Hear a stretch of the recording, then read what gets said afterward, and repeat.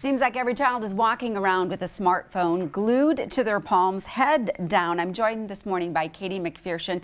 You are an educational consultant with HYA, and this is not just an annoyance. This can be physically, emotionally damaging to young children. In fact, statistics show that the suicide rate is up. Can you explain, and is that in some way connected to our online presence?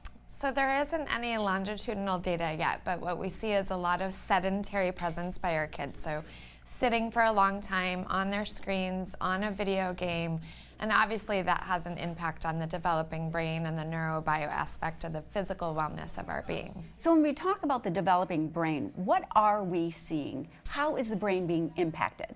Just really a dopamine rush. So that huge dose of dopamine on a developing brain really impacts social, emotional, and physical wellness. So we're seeing high increases in anxiety, depression, self-harm, and ideation. So all of those are moving parts. It's not just one thing that causes that, but certainly screens contribute to it. And it is a really difficult thing to separate your children from their phone. So what can parents do to allow their children to experience, to be online, but to get them away as well? Really, my philosophy is PDF, playtime, downtime, family time. So really balancing the screens and making sure that overnight, especially for tweens and teens, those devices are out of the bedroom on a central charging station.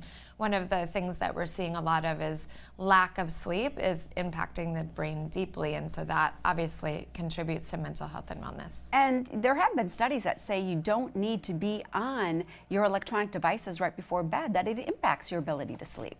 Definitely, especially for kids going through puberty, ages 9 to 18, 8 to 12 hours of sleep a night is tremendous help.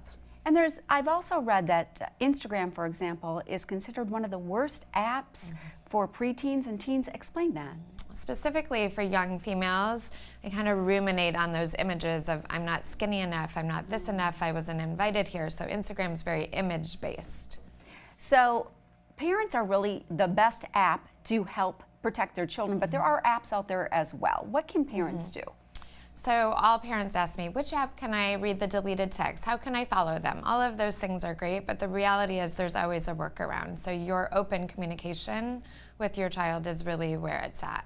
And we're also seeing an increase in pranks and threats and the utilization of social media for those things to go public. Yes, and those conversations really need to start young. We're having a lot of high schools cleared out for bomb threats and gun threats and things like that. Those are arrestable offenses, and a lot of kids and parents don't know that.